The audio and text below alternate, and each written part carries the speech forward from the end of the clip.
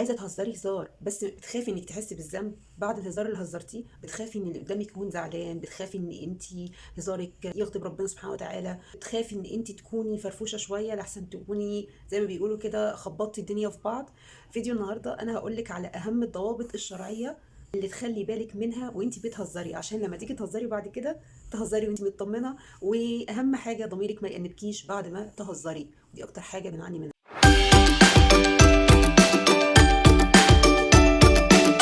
اول حاجه احرصي في هزارك ان انت ما تكذبيش خالص خالص خالص، ما تخليش في هزارك انك تكذبي عشان تضحكي الناس.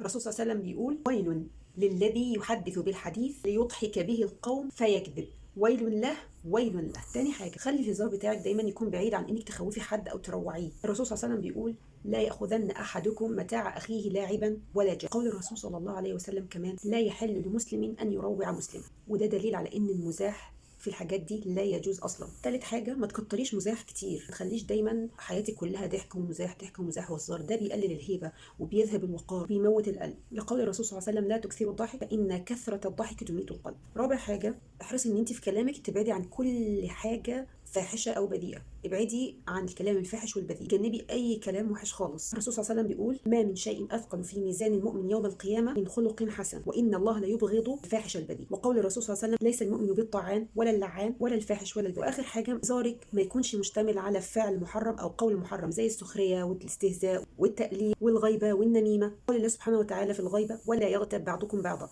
وقول الرسول صلى الله عليه وسلم في النميمه: لا يدخل الجنه نمام.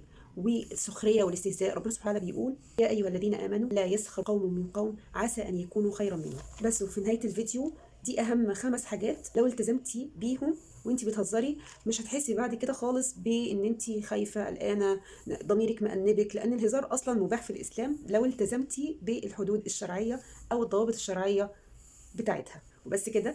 لو عجبك الفيديو ما تنسيش تعملي لايك وسبسكرايب وتشيريه قدر الامكان، وابعتيه لصاحبتك اللي بتحس بتأنيب ضمير لما بتيجي تهزر. وما تنسيش تكتبي لي في الكومنتات تحت لو انت بتلتزمي بالضوابط دي اثناء هزارك ولا لا. السلام عليكم ورحمه الله وبركاته.